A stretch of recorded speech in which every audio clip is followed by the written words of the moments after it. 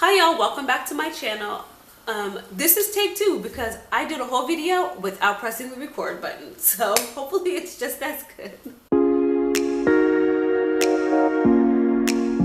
Hi y'all, welcome back to the Survivor's Guide to Life. My name is Jessica Lang and this channel is dedicated to all things trauma, the brain, and healing.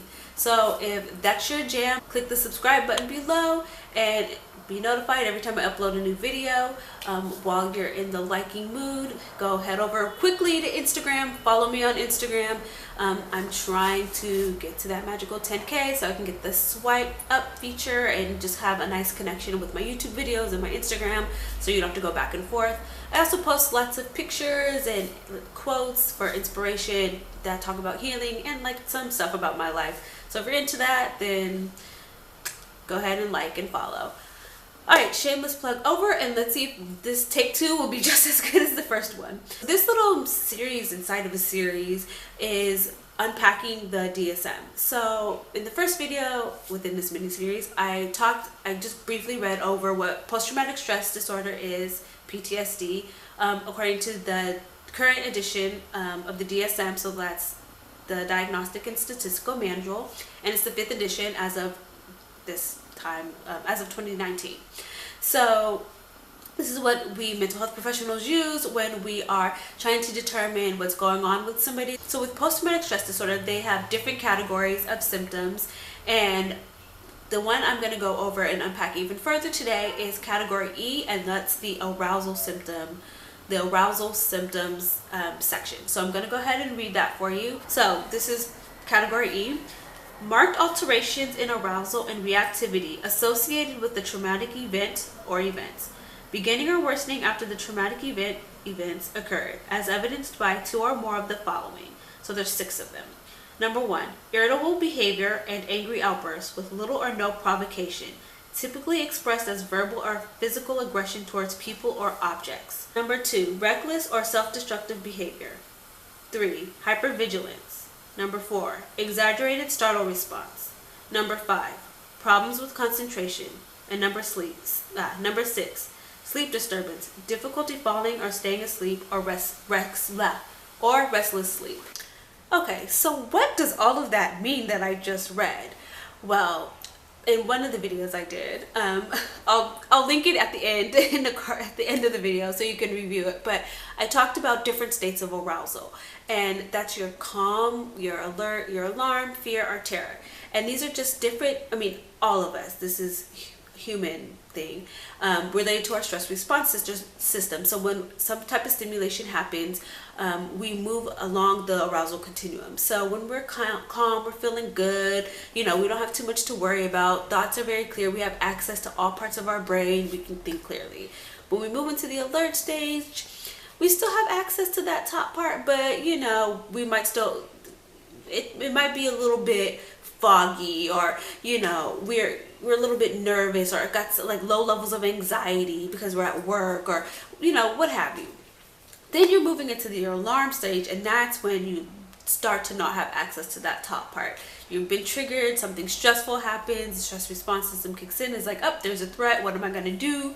And when you get into fear and you get into terror, now you're like full on in stress response territory, fight, flight, freeze mode. And depending on what's going on, how severe the trauma is, that will determine kind of what method the brain will use primarily for survival. So when a person has PTSD, they've experienced a trauma or repeated traumas. And like I said before, complex trauma unfortunately did not make it into this current edition of the DSM, even though many of us wanted it to.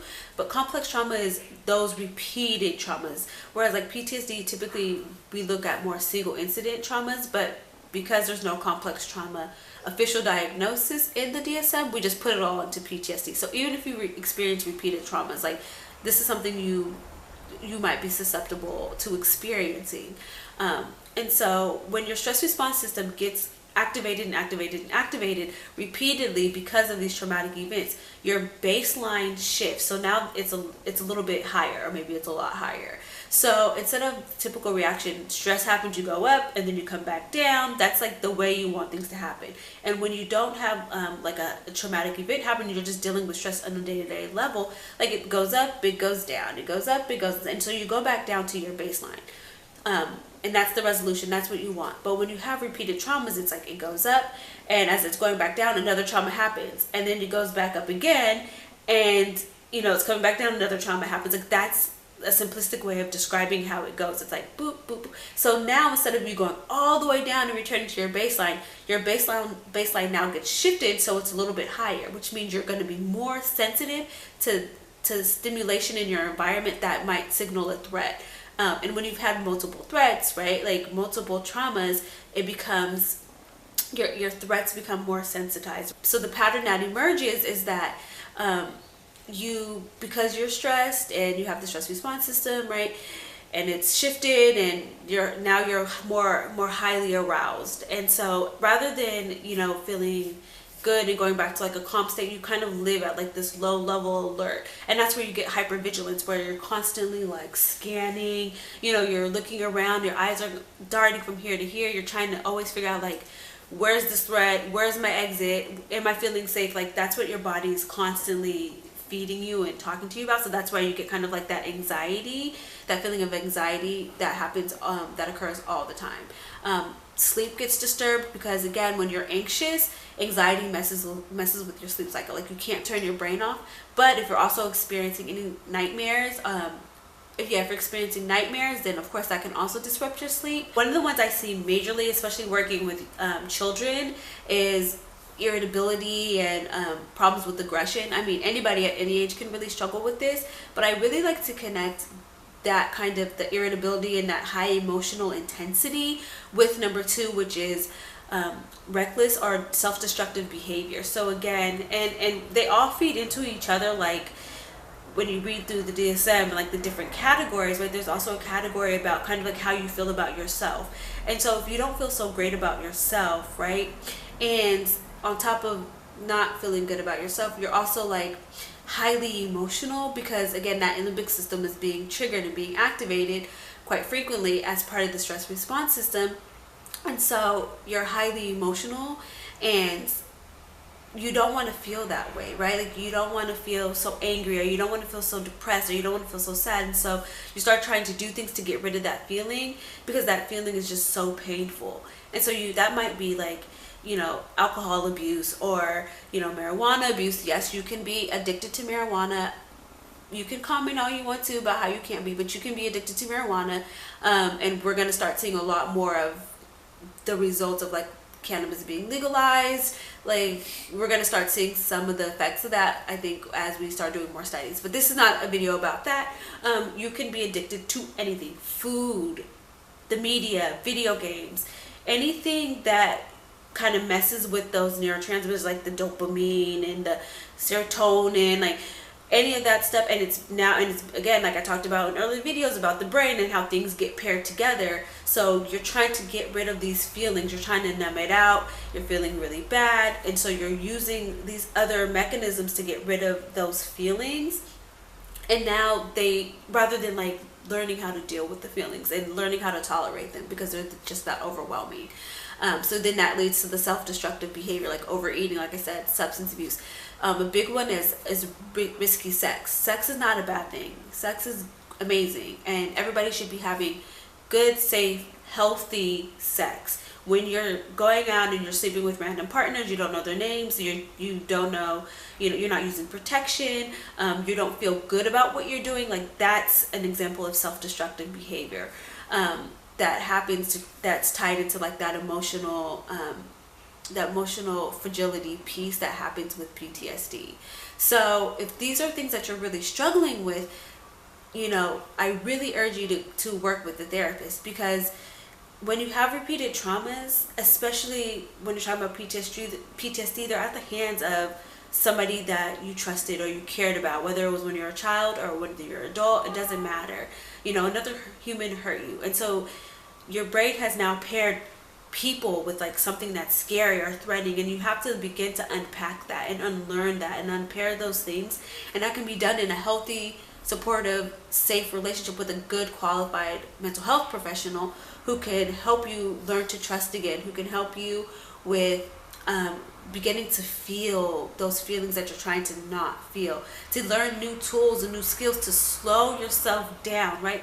Using those grounding techniques, and using journaling to monitor your triggers, like doing those things so that you can give your cortex enough time to get online and to discern, like, this is a different stressful incident that doesn't rise to the level of like the whole system being kicked in. It's not me being molested. It's not me being physically beaten by my grandmother. Like, you have to kind of learn to slowly unpack and unpair those things, and that can be done and is done in a relationship with like a supportive therapist, like I said.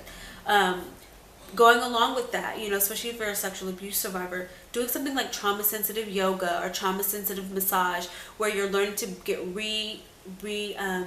get more in touch again and more connected with your body, is so key. Learning with massage, like having touch not be so triggering, right? Being able to unpack it from being something that is scary and frightening and makes you feel dirty to something that makes you feel good and safe, which is what safe touch is all about. Like, it's supposed to make you feel happy, and it's supposed to be calming, and it's supposed to be regulating. But if you have that paired with being molested or being sexually abused in any type of way, then that alters your ability to like truly feel loved and like nurtured and taken care of and having positive, healthy sexual relationships, because it's paired with something so negative. So that's why it's so important to seek professional help. And it's great to try to do things on your own, but really trying to work some of those things out, figuring out what exactly your need is, and that your needs do matter. Again, that's also very important. Your needs matter. You deserve healing. You deserve recovery, and it is possible. So I'm trying to make this short and sweet. I hope that was helpful. Comment down below. Let me know, like, what are things that you struggle with if you have experienced trauma and you think you might have PTSD. What are your struggles? What are things that you find that work for you, things that don't work for you? Share with me, share with the community. I really want this to be interactive and for people to feel like that they're learning something, and that they're not alone, because it's so unbelievably common how much trauma people experience. And I want to really just break it down. Like, I want to make the stigma go away. People can talk about it so we can stop it, right? That's the only way to make it stop. So yeah, comment down below, hit that subscribe button, check out some of these other videos that I've done if you want to learn more about trauma in the brain. And that's all I have for today. So I will catch you guys tomorrow.